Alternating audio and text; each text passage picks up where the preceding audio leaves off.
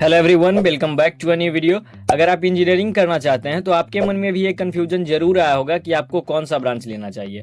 Computer science लेना चाहिए, civil लेना चाहिए, मैकेनिकल लेना चाहिए या फिर इलेक्ट्रॉनिक्स लेना चाहिए। ये कन्फ्यूजन और भी बढ़ जाता है जब आप न्यूज़ में या फिर यूट्यूब पर एआई, रिसेशन, लेऑफ्स इन सब शब्दों के बारे में सुनते हैं। तो इस वीडियो में हम डिटेल में जानेंगे कि आपके लिए बेस्ट ब्रांच कौन सा हो सकता है। अगर आप टीयर 2, टीयर 3 कॉलेज से आते हैं या फिर स्टेट गवर्नमेंट इंजीनियरिंग कॉलेज से आते हैं तो आपके लिए बेस्ट ब्रांच कौन सा होगा।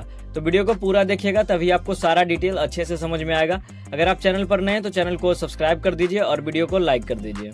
सबसे पहला हमारा है मैकेनिकल इंजीनियरिंग। तो अगर आपको मशीन्स में इंटरेस्ट है, रोबोटिक्स में इंटरेस्ट है तो मैकेनिकल इंजीनियरिंग आपके लिए बेस्ट होगा, क्योंकि मैकेनिकल इंजीनियरिंग में आपको मशीन्स के बारे में, अगर आपको रोबोटिक फील्ड में इंटरेस्ट है तो आप उसमें भी जा सकते हैं। इन सब चीज़ों के बारे में आपको पढ़ाया जाएगा।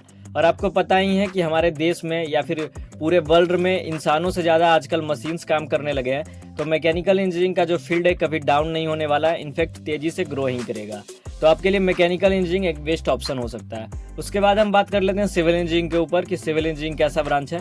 तो अगर आप गवर्नमेंट जॉब का प्रिपरेशन कर रहे हैं तो आपके लिए सिविल इंजीनियरिंग बेस्ट ब्रांच हो सकता है, क्योंकि जितने भी स्टेट एई, स्टेट जेई वैकेंसी आते हैं उनमें सिविल इंजीनियरिंग का सबसे ज़्यादा पोस्ट होता है। तो अगर आपको गवर्नमेंट सेक्टर में जाना है तो सिविल इंजीनियरिंग आपके लिए बेस्ट ऑप्शन हो सकता है। आपको खुद का कंस्ट्रक्शन कंपनी खोलना है तो सिविल इंजीनियरिंग बेस्ट हो सकता है। आपका इंटरेस्ट अगर कंस्ट्रक्शन फील्ड में है तो आप सिविल इंजीनियर बन सकते हैं। जैसा कि आपको पता है कि हमारे देश में इंफ्रास्ट्रक्चर कितना तेजी से डेवलप कर रहा है, तो सिविल इंजीनियरिंग का जो डिमांड है वो कम नहीं होगा। इनफैक्ट देश में सिविल इंजीनियरिंग का डिमांड डे बाई डे बढ़ ही रहा है। तो सिविल इंजीनियरिंग आपके लिए बेस्ट ऑप्शन हो सकता है फ्यूचर वाइज अगर देखें तो। उसके बाद जो हमारा ब्रांच है computer science branch. Computer science में बेसिकली आपको कोडिंग, प्रोग्रामिंग, मशीन लर्निंग ये सब के बारे में बताया जाता है। तो अगर आपका इंटरेस्ट इन सब फील्ड में, सॉफ्टवेयर के फील्ड में अगर आपका इंटरेस्ट है तो आप कंप्यूटर साइंस ब्रांच ले सकते हैं। बाकी कंप्यूटर साइंस ब्रांच का डिमांड जो है सबसे ज़्यादा है। अगर आपको डाउट है कि इंजीनियरिंग करने के बाद हमको जॉब लगेगा या फिर नहीं लगेगा तो आप कंप्यूटर साइंस के साथ जा सकते हैं, क्योंकि कंप्यूटर साइंस में जो जॉब का पॉसिबिलिटी है वो सबसे ज़्यादा है। कंपनियां ज़्यादा से ज़्यादा आती है और ज़्यादा से ज़्यादा कंप्यूटर साइंस के स्टूडेंट को ही हायर करती है। तो कंप्यूटर साइंस का प्लेसमेंट जो रेशियो है सबसे हाई है, इन सभी फील्ड में सबसे हाई है।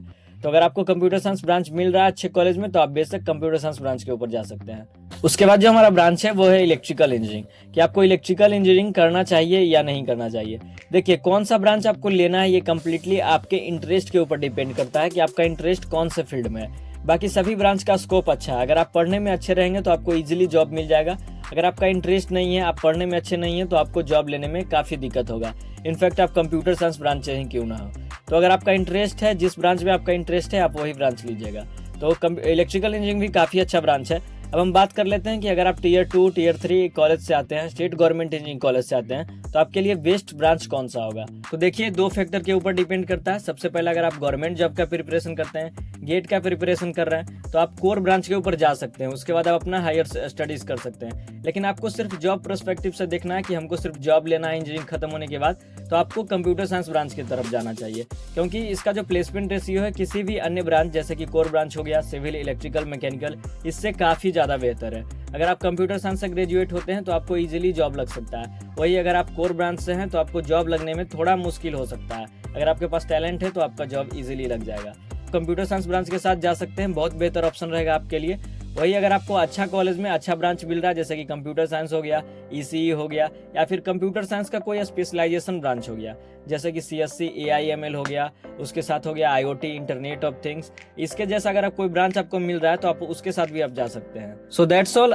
ये कम्प्लीटली आपके ऊपर डिपेंड करता है कि आपके लिए बेस्ट ब्रांच कौन सा होगा। अगर आपको और भी कोई डाउट है ब्रांच के ऊपर, ब्रांच चूज करने को लेकर, तो आप कमेंट सेक्शन में बता सकते हैं, या फिर कॉलेज को लेकर भी अगर आपको कोई डाउट है तो आप नीचे कमेंट बॉक्स में बता सकते हैं। हम डेफिनेटली सभी स्टूडेंट का रिप्लाई करते हैं और रिप्लाई देंगे, तो आप कमेंट में बता सकते हैं। और अगर आपको वीडियो पसंद आए तो वीडियो को लाइक कर दीजिए और चैनल पर नए हैं तो चैनल को सब्सक्राइब भी कर दीजिए।